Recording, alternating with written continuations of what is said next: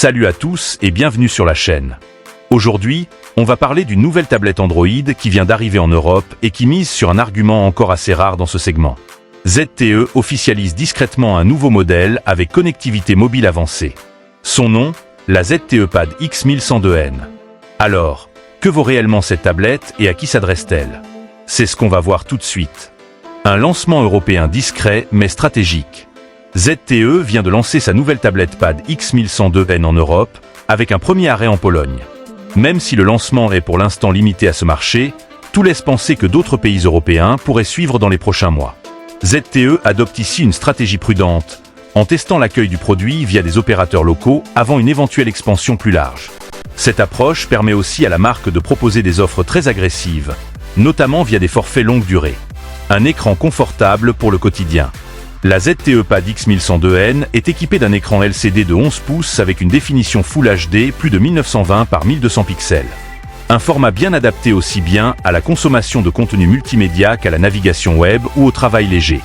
Le taux de rafraîchissement de 90 Hz apporte une meilleure fluidité au défilement et à l'interface, ce qui reste appréciable sur une tablette de cette gamme. Sans être révolutionnaire, l'écran remplit clairement son rôle pour un usage polyvalent. Des performances pensées pour l'essentiel. Sous le capot, la tablette embarque le processeur Unisoc T8100, accompagné de 6 Go de RAM et de 256 Go de stockage interne. Une configuration qui vise clairement un usage quotidien. Navigation, streaming, applications sociales, visioconférence et multitâches modérées. Ce n'est pas une tablette conçue pour les jeux lourds ou les usages professionnels intensifs, mais elle assure une expérience fluide pour les utilisateurs. Le stockage généreux est un vrai point positif. La 5G, un vrai argument différenciant. L'un des points forts majeurs de la ZTE Pad X1102N, c'est bien sur la prise en charge de la 5G. Encore peu répandue sur les tablettes abordables, cette connectivité permet d'utiliser l'appareil partout, sans dépendre du Wi-Fi. Que ce soit pour le travail à distance, les études ou les déplacements fréquents.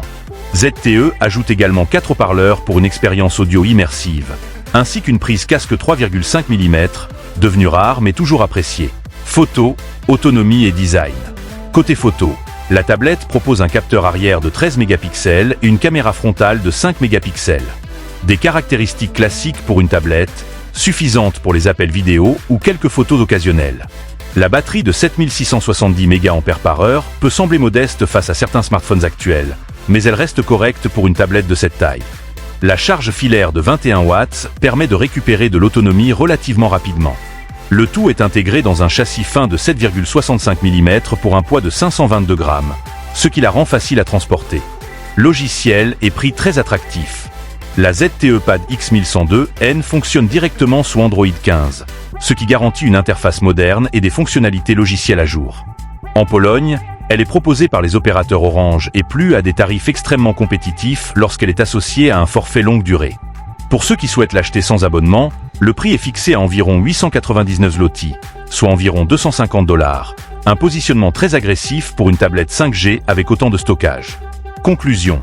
En résumé, la ZTE Pad X1102N ne cherche pas à révolutionner le marché, mais elle coche beaucoup de bonnes cases pour son prix.